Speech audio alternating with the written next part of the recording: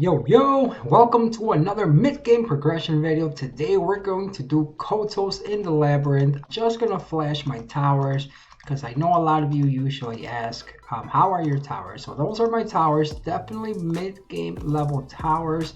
And let's go. Here we go. Is this Kotos? Yes, it is. And voila, guys, this is the team you are going to be using. I tried to keep it as free-to-play friendly as possible. So let's get into it. You'll notice the can, man. That can is actually really good for this. Okay, now I am going to tell you, unfortunately mine is not speed tuned, but it works. It works, all right? So your Belaker is going to be your BJR5 Bale. This one's my Bale. Due to towers and runes, etc. He hits about 32-1, barely above the 32,000 in BJR5. Then you need Chloe, man. That buff to Chloe was really nice. But this would have worked without it. She doesn't need to be this fast, honestly. You just need her to move first on the team. That's it. No artifacts on her. And your Crow, no artifacts. Ideally, you would want a little bit more HP, but just a good rage set on him. He's attack, crit damage attack. You should have at least one good rage set. Then you've got the Galleon, Shield, Blade, Will. He's my PvP Galleon. But really good accuracy. You'll notice again, no artifacts on him. The only one with artifacts is the Bale. And then you've got the Cat. Now, this is very important. You do want the 100% crit rate, and you do want some accuracy, okay? You're going to need him to land those brands. All right, so with that being said, let's roll. Now, part of this issue, to be able to do this on hell mode, is the waves. These cows are mother effers, man, seriously. So you're going to start off by protecting everyone. Now you'll notice I am using the Bale's lead. You could use the speed lead from the Galleon. You'll have to test it. You know, I don't know how your speeds are, but it's for my Chloe to move first. Obviously you saw she's pretty fast. You don't need that much, right? So first and foremost, ideally, the Galleon would move in front of your Ken and set him up to wipe out one of these. But luckily, this should work without that setup. So here we go. We do this. Okay. Now, all right. Now here, this is the trick, guys. When you're hopefully your Crow, you're gonna need your Crow to outspeed these cows, so you can knock at least one of them out. All right. With the defense breaks, as long as you get rid of one of these cows, you should be fine. You should be fine, because this is what really kills you when they stun everything. They strip and stun, and it just sucks. It just sucks. So now, because you are going to lose some of, or not some, but you are going to lose the immunity, the invincibility, because they stripped you.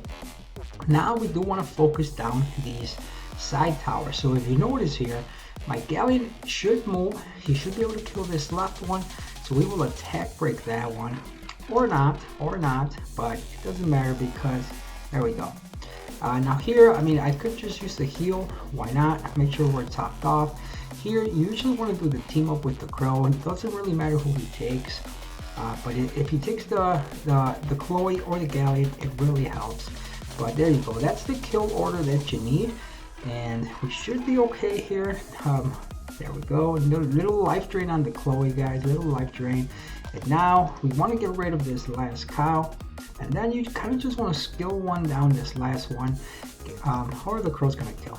Either way, you got to just make sure that you have this back before you move into this wave again. And you're going to want to do the same thing on this wave. Make sure your Chloe has that Fanatic ready, okay? Alright.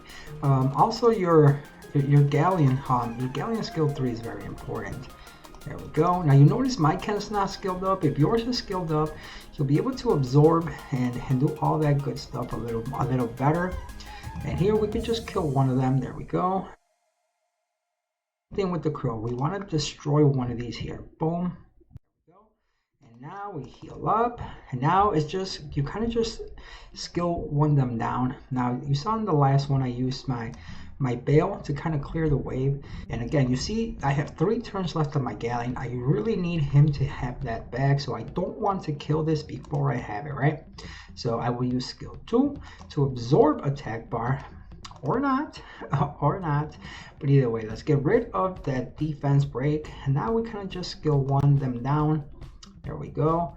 Yes, now your Chloe again, she doesn't need to be as fast as mine, but she does indeed need to be able to take a hit.